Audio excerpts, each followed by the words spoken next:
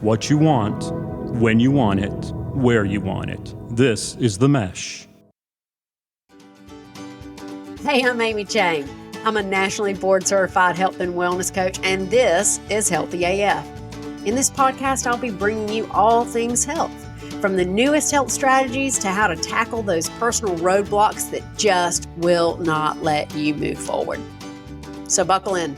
We're going to be inspired and instructed, and dadgum, we're going to have a little fun on Healthy AF. Hey, everybody, and welcome to another episode of Healthy AF. I'm so delighted to be with all of you. I've gotten a couple of people who say like, oh, I've been listening to your podcasts and they're so helpful. And I'm so thankful for that. And also like it's always surprising, right? I get on here and I record and it's like, is it going into space? Like, is anybody out there? And then people are like, yeah, actually I listened and it was helpful. So I hope this one is helpful for you today. This is all about motivation. We're at that part in the year where, anything you started maybe in January, February, by this time, you're either seeing some stuff and you're lit up and it's great, or you've just plumb quit, or you're seeing nothing and you are losing your motivation and really on the struggle bus. And that's exactly the text I got from a client the other day. I worked with this client. She was one of my very first clients, actually, back in 2020, right? Sort of around COVID times. And what a joy and privilege it is that when she has a hiccup or a stuck spot, that she'll reach back out for a little support. What a joy that is for me. So I got a text. And she says, just wondering if you have a motivational book recommendation. Been struggling a little bit. And so I'll just read you out the questions because these are important, right? What's the struggle? And she said she can't stay motivated with exercise. She's doing a little bit, but it's not to her liking. Mental game is off. Any of this sounding familiar, y'all? Feel like I'm just going through the motions. So when I hear that, I think two questions. Is it the not good enoughs, or is it more like the I'm bored and this is pointless? And it was spot on. She's like, I'm bored, this is pointless, and I'm not seeing any results. Great. If you're there, keep listening. And I'm like, if you were seeing them, what would have you a little bit more motivated? And so she goes through what she's doing to work out, and she's not seeing any of the toning or muscle building or weight loss or muscle definition that she really wanted to see. And I said, there are two things that I recommend, and I'm going to share them here with you now. One thing is, if you're not getting the results and you're not having the motivation to keep doing what you're doing, you either need to change what you're doing because clearly you wanted to do X to get to Y and you did X and Y didn't happen. Okay, great. What that tells you is that your X needs to change. Okay, just a little tweaking, and we'll talk about that a little later. So I either see you need to change what you're doing because you're doing it well, but you're not getting the results you want, and therefore you're bored and unmotivated and kind of like probably Mrs. Cranky Pants, and that's okay.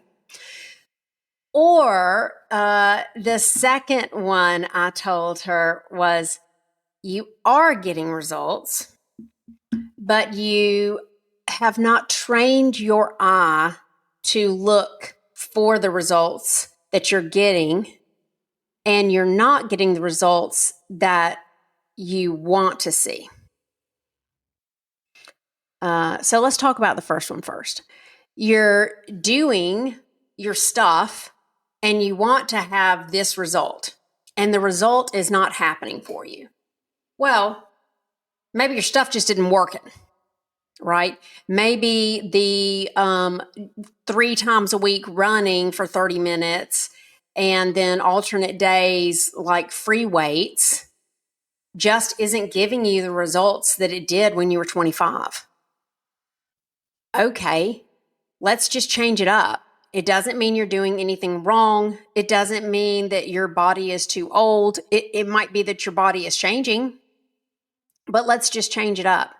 And so when I talk to people about changing the actions that they're taking to see if they can get the results that they want, and it's a motivation boredom problem, we look at 2 things. One is small changes. So commit to making a 6 to 12 week change and then reevaluating. And it might look something like this. If you go out for that 30-minute single pace run, change it up into some sprints. If you just love to run, you don't want to give that up. You don't have to give that up. Change it up into some sprints, or change it up into 3 10-minute runs and put some other activities in between. So small changes can make a difference. Small changes like I've been doing it in the morning and I'm going to switch it up and do it at night. Those things do make a difference. And sometimes they are enough to just break the boredom factor that then you can kind of get back in, put a little bit more intensity in if your intensity or your consistency has been lacking. It could be that you always run 3 miles. Well, maybe instead of running 3 miles, you set a time limit on it. I'm going to see how far I can run in 28 minutes, or I'm going to run for 45 minutes, but I'm not going to try to go a specific distance. So any of those little changes in there can be powerful enough to sort of stoke your creativity and affect your results. So if you're feeling bored, not seeing the results you want, a little bit not motivated, you can always change what you're doing in a small way. That's the first thing. The second thing, and I like doing this particularly seasonally. And you guys, if you've listened to my podcast, you've listened to me say, I like to live seasonally. It feels good for me to change my diet, my sleep patterns, and my exercise, depending on the time of year we're in. It keeps my brain happy. I'm very good at being consistent for short periods. I am not good at imprisoning myself into a thou shalt go to CrossFit Monday, Tuesday, Wednesday, rest Thursday, Friday, Saturday, rest Sunday for the rest of your life with no changes. I'm not good at that. I need to be able to have some flexibility, especially as the days get longer and I want to play more pickleball outside and I want to be on my bike and I want to do some things that rejuvenate me in different ways. So when we look at those bigger changes, you're doing X, you want Y, you're not getting Y, you're getting bored and unmotivated. Sometimes we have conditioned ourselves straight into boredom and complacency. And the answer, instead of a small change, could be a full stop. Like stop. If you've been consistent and you've been telling your body, hey, body, I want you to run 3 miles in 27 minutes, and your body has successfully done that 3 times a week for the last 6 weeks, your body might be like, yeah, so what? Your body isn't challenged like that.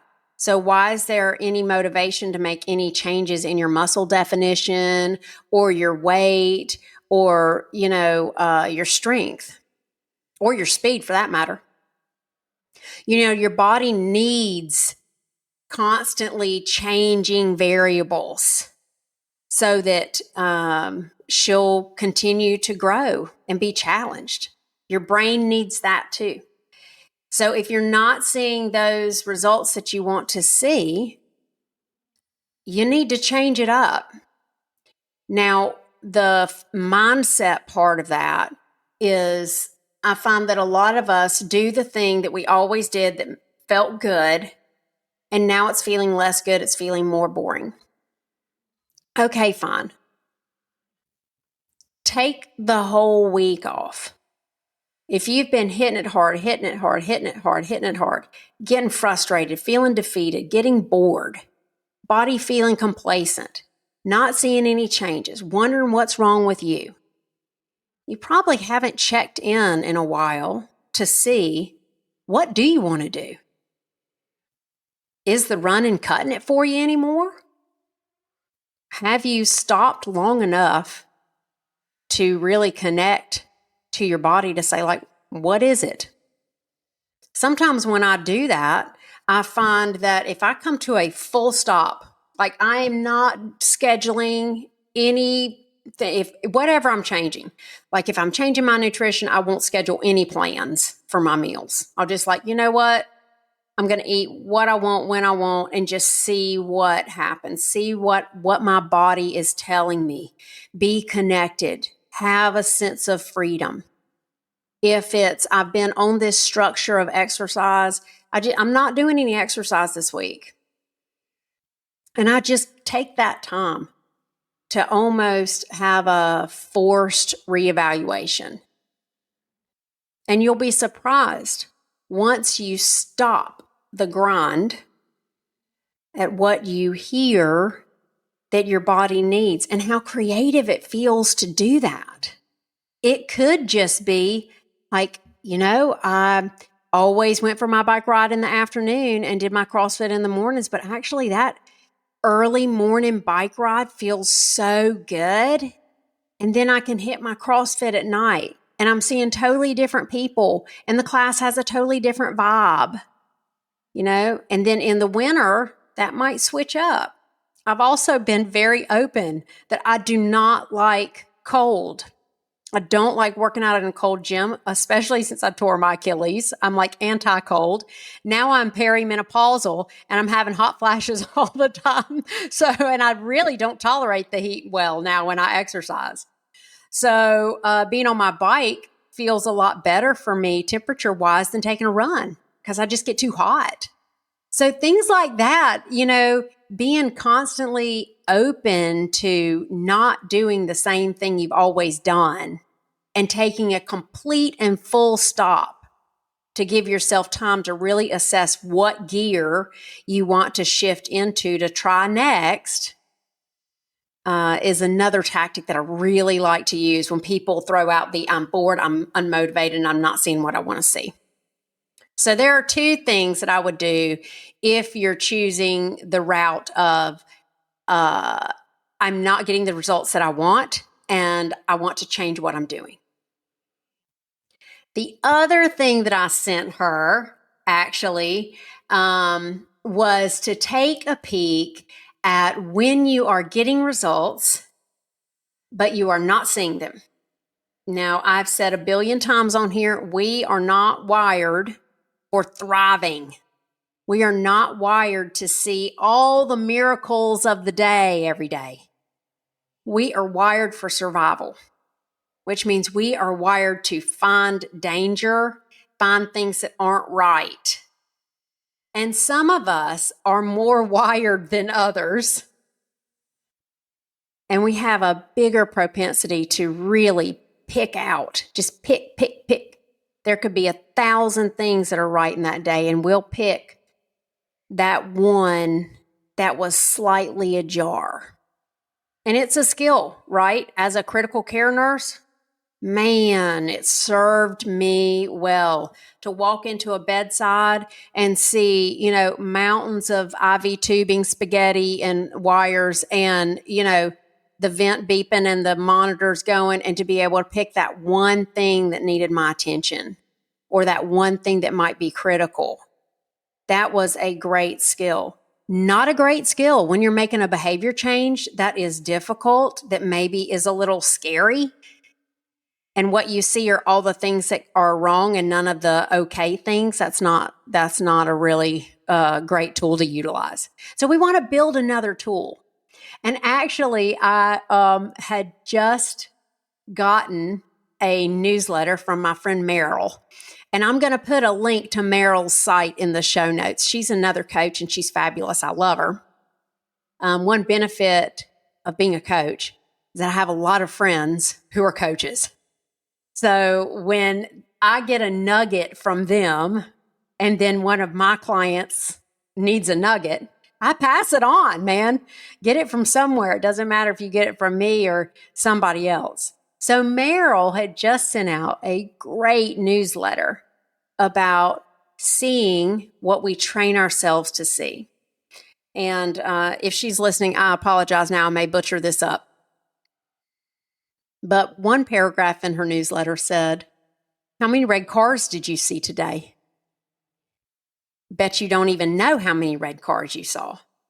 But if I said to you that I'm going to give you $10 for every red car you see, would your eye be trained to see those red cars?" You see, so many times you want to know that the scale has moved or that you can see your muscular definition more.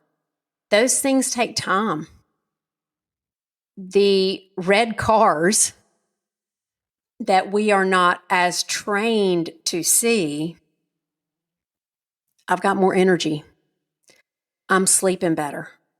I didn't completely lose my shizzle when only one of my kids said Happy Mother's Day and the other two were too busy to care. That's not true, but that's a good example, right? What are those little red cars that we just haven't taken the time to recognize and then to track?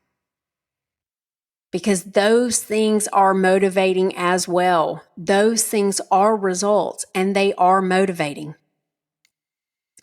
So I hope you're taking away with you that if you're feeling the way my client was feeling, bored, not motivated, not seeing results, that you're getting for yourself two things.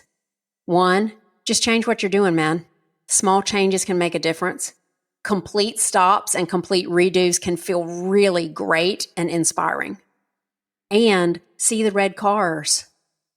Start looking for the other things that are shifting. And you may need a friend or a trainer or a coach to help you have that conversation. Because when we're frustrated and defeated and maybe even like, what's wrong with me? Why can't I lose weight when Sally over there is like size 2? We need somebody else to bring some sanity into the conversation. Like, well, wait, though. The last time I saw you, you actually were smiling the entire time. Yeah. And give yourself some grace. I can't say that enough, and I mean it from my soccer coach used to say, from the heart of my bottom. Give yourself some grace. I'll see you next time on Healthy AF. Tune in. See ya. Thank you so much for listening to this episode of the Healthy AF podcast. I hope that it has helped you create a new possibility for your health and sets you into action to go get it. If you want more information or if you want to connect with me, visit my website at myhealthylife.coach. And don't forget to hit the subscribe button so that each new Healthy AF episode will be sent directly to you. Let's take you from where you are to where you want to go.